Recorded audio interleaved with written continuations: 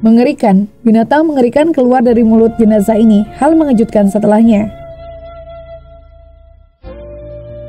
Ini adalah kisah nyata, kisah proses penguburan seorang pejabat di sebuah kota di Jawa Timur. Nama dan alamat sengaja tidak disebutkan untuk menjaga nama baik jenazah dan keluarga yang ditinggalkan. Kisah aneh tapi nyata yang terjadi pada sebuah jenazah yang hendak dikebumikan mengalami kejanggalan yang ternyata. Insya Allah kisah ini menjadi hikmah bagi kita semua sebelum ajal menjemput. Kisah ini diceritakan langsung oleh seorang modin atau pengurus jenazah kepada Bapak Wahyudi Wahidin, seorang sahabat Ustadz Yusuf Mansur. Inilah kisah selengkapnya. Saya modin atau pengurus jenazah sudah terlibat dalam pengurusan jenazah lebih dari 16 tahun. Sudah berbagai pengalaman telah saya lalui. Sebab dalam kurun waktu tersebut sudah bermacam-macam jenis mayat yang saya tangani. Ada yang meninggal dunia akibat kecelakaan, sakit di usia tua, sakit jantung, bunuh diri, dan sebagainya. Bagaimanapun, pengalaman mengurus jenazah seorang pejabat yang kaya serta berpengaruh ini menyebabkan saya mendapat kesempatan paling istimewa di sepanjang hidup saya. Inilah pertama kalinya saya mengalami kejadian yang cukup aneh, menyedihkan, menakutkan, dan sekaligus memberikan banyak hikmah. Sebagai modin tetap di desa, saya diminta oleh anak almarhum untuk mengurus jenazah bapaknya. Saya pun pergi ke rumahnya. Ketika saya tiba di rumah almarhum, tercium bau yang sangat busuk dari jenazahnya. Baunya cukup menjijikan dan membuat perut saya mual. Saya telah mengurus banyak jenazah, tetapi baru kali ini saya bertemu dengan jenazah yang sebusuk ini. Ketika saya lihat wajah almarhum, saya merasa tersentuh. Saya tengok wajahnya seperti dirundung oleh bermacam-macam perasaan antara takut, cemas, kesal, dan lain-lain. Wajahnya seperti tidak mendapat cahaya dari Allah Subhanahu wa Ta'ala. Kemudian saya pun mengambil kain kafan yang dibeli oleh anak almarhum. Kemudian saya memotongnya. Kebetulan di sana ada 2 orang yang pernah saya ajarkan ketika mereka mengikuti kursus kepengurusan jenazah. Saya ajak mereka membantu saya dan mereka pun setuju. Tetapi selama memandikan mayat itu, kejadian yang aneh pun terjadi. Apabila memandikan jenazah, tubuh mayat itu perlu dibangunkan sedikit, kemudian perutnya diurut-urut untuk mengeluarkan kotoran yang tersisa dalam tubuhnya. Maka saya pun mengurut-urut perut almarhum. Namun apa yang terjadi pada hari itu sangat mengejutkan. Allah Subhanahu wa Ta'ala menunjukkan kekuasaannya pada hari itu. Karena kotoran tidak keluar dari dubur jenazah, melainkan melalui mulutnya. Hati saya berdebar-debar. Apa yang sedang terjadi ini? Saya pun bertanya-tanya. Setelah 2 kali mulut mayat ini memuntahkan kotoran, saya berharap hal itu tidak terulang lagi. Lalu saya mengurut perutnya untuk ketiga kalinya. Tiba-tiba ketentuan Allah Subhanahu wa Ta'ala berlaku kembali. Ketika saya urut perutnya, keluarlah dari mulut mayat itu kotoran bersama beberapa ekor ulat yang masih hidup. Ulat itu seperti belatung. Padahal almarhum meninggal dunia akibat serangan jantung dan waktu kematiannya dalam tempo yang begitu singkat. Namun mengapa mayatnya sudah menjadi sedemikian rupa? Saya perhatikan wajah anak almarhum. Mereka terlihat terkejut, mungkin malu dikarenakan apa yang terjadi kepada bapaknya. Kemudian saya menoleh kedua orang yang membantu saya tadi. Mereka juga terkejut dan panik. Saya katakan kepada mereka, ini adalah ujian dari Allah kepada kita. Kemudian saya minta salah seorang yang membantu saya tadi untuk pergi memanggil semua anak almarhum. Almarhum sebenarnya adalah orang yang beruntung karena mempunyai 7 orang anak, semuanya laki-laki. Seorang berada di luar negeri dan 6 lagi berada di rumah. Ketika semua anak almarhum masuk, saya nasihati mereka. Saya mengingatkan mereka bahwa tanggung jawab saya adalah membantu mengurus jenazah bapak mereka, bukan mengurus semuanya. Tanggung jawab sisanya dikenakan pada ahli warisnya. Sepatutnya sebagai anak, mereka yang lebih afdol mengurus jenazah bapak mereka, jadi bukan hanya imam, bilal, atau guru saja yang mengurusnya. Saya kemudian meminta izin serta bantuan mereka untuk menunggingkan jenazah itu. Takdir Allah kembali berlaku. Ketika ditunggingkan jenazah tersebut, tiba-tiba keluarlah ulat-ulat yang masih hidup hampir sebaskom banyaknya. Sementara baskom itu ukurannya kira-kira lebih besar sedikit dari tudung saji meja makan. Allahu Akbar, suasana menjadi semakin menegangkan. Benar-benar kejadian yang sulit diterima akal sehat kita. Saya terus berdoa dan berharap tidak terjadi kejadian yang lebih buruk. Setelahnya saya memandikan kembali almarhum dan saya wudukan. Saya meminta kain kafan kepada anak-anaknya. Saya bawa jenazah almarhum ke dalam kamarnya dan tidak saya izinkan seorang pun melihat prosesi itu kecuali ahli waris yang dekat karena saya takut kejadian yang lebih buruk akan terjadi. Peristiwa yang terjadi setelah jenazah diangkat ke kamar dan hendak dikafani juga ganjil. Ketika jenazah itu diletakkan di atas kain kafan, saya lihat kain kafan itu hanya cukup menutupi ujung kepala atau kakinya saja. Apabila kain kafan itu ditarik menutupi kepalanya, maka kakinya terlihat. Begitu juga sebaliknya, maka saya tidak bisa mengikat kepala atau kakinya. Kain kafan itu bagaikan tidak mau menerima mayat tadi. Tidak mengapalah, mungkin saya yang salah mengukur dikala memotongnya. Lalu saya pun mengambil kain lainnya. Saya potong dan disambungkan dengan kafan tadi agar bisa menutupi kaki jenazah. Memang kain kafan jenazah itu jadi sambung menyambung, tapi apa mau dikata, itulah yang bisa saya lakukan. Lalu saya berdoa kepada Allah, ya Allah, jangan kau hinakan jenazah ini ya Allah. Cukuplah sebagai peringatan kepada hamba-Mu ini.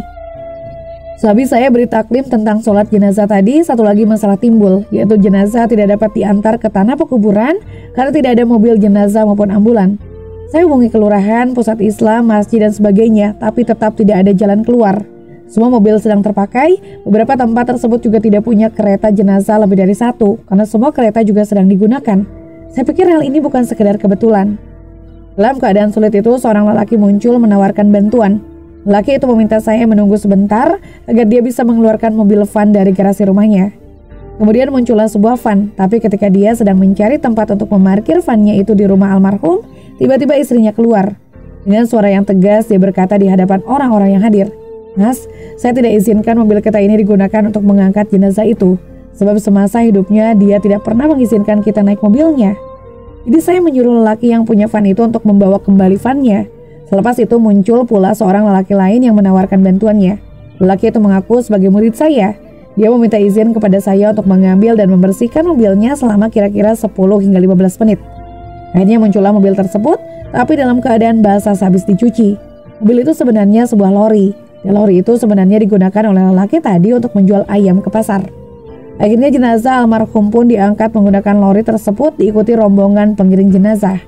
Dalam perjalanan menuju kawasan pemakaman, saya berpesan kepada dua orang yang membantu saya tadi agar masyarakat tidak usah membantu kami menguburkan jenazah, cukup tinggal di camp saja. Hal ini dikarenakan saya tidak mau mereka melihat peristiwa yang ganjil lagi. Rupanya apa yang saya takutkan berlaku sekali lagi.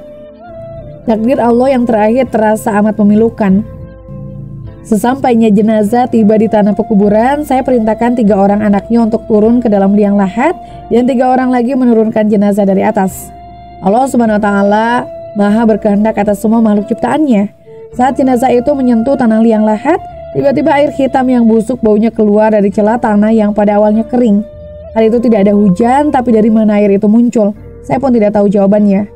Lalu saya arahkan anak almarhum untuk memasukkan jenazah bapak mereka di dalam keranda dengan hati-hati, karena saya takut nanti ia terlentang atau telungkup. Nauzubillah. Kalau mayat terlungkup, maka tak ada harapan untuk mendapat syafaat Nabi. Papan keranda pun diturunkan perlahan dan kami segera menimbun kubur tersebut dengan tanah. Setelahnya kami injak-injak tanah tersebut supaya padat dan bila hujan ia tidak longsor ke bawah. Tapi sungguh mengherankan, saya perhatikan tanah yang diinjak itu menjadi becek. Saya tahu jenazah yang ada di dalam pasti tenggelam oleh air hitam yang busuk itu. Melihat keadaan tersebut, saya arahkan anak-anak almarhum supaya berhenti menginjak tanah itu dan meninggalkan lubang kubur sedalam 1/4 meter. Jadi kuburan itu tidak ditimbun hingga ke permukaan lubangnya, jadi seperti ada lubangnya. Tidak hanya itu, ketika saya hendak membaca talqin, saya melihat tanah yang diinjak itu ada resapan airnya. Masya Allah, peristiwa seperti ini bisa terjadi. Melihat keadaan ini, saya memutuskan untuk menyelesaikan penguburan secepat mungkin. Sejak lama mengerjakan penguburan jenazah, inilah mayat yang saya tidak bacakan talqin. Jadi saya bacakan tahlil dan doa yang paling ringkas. Kemudian saya kembali ke rumah almarhum dan mengumpulkan keluarganya. Saya bertanya kepada istri almarhum, apakah yang telah dilakukan oleh almarhum semasa hidupnya? Pernahkah dia pernah menzalimi orang? Pernahkah dia mendapat harta dengan jalan yang haram seperti merampas, menipu, riba atau mengambil yang bukan haknya? Pernahkah dia memakan harta masjid atau anak yatim? Pernahkah dia menyalahgunakan jabatan untuk kepentingan pribadi? Atau apakah dia tidak pernah berzakat, bersedekah atau infak?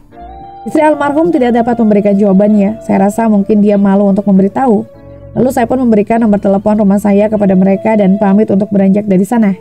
Namun sedihnya, hingga sekarang tidak seorang pun anak almarhum yang menghubungi saya. Sekedar tahu saja, anak almarhum merupakan orang yang berpendidikan tinggi. Malah ada di antara anak almarhum yang beristrikan orang Amerika, anak yang lain dapat istri orang Australia, dan seorang lagi beristri orang Jepang. Peristiwa ini akan tetap saya ingat. Ini adalah kisah nyata yang saya alami. Semua kebenaran saya kembalikan kepada Allah Subhanahu wa Ta'ala, pemilik langit dan bumi.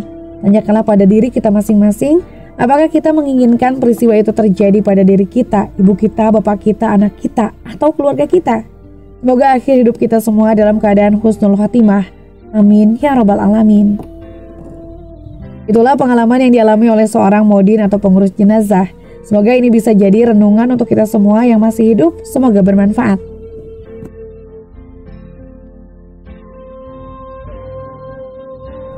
Nah, itulah akhir dari kisah ini. Terima kasih telah menyaksikan video ini di channel Hikmah Kehidupan. Jika kalian menemukan nilai dan inspirasi dalam konten kami, jangan ragu untuk subscribe, like, dan aktifkan notifikasi agar kalian tetap terhubung dengan kami. Bersama-sama mari kita terus mengeksplorasi keindahan kehidupan dan menginspirasi satu sama lain.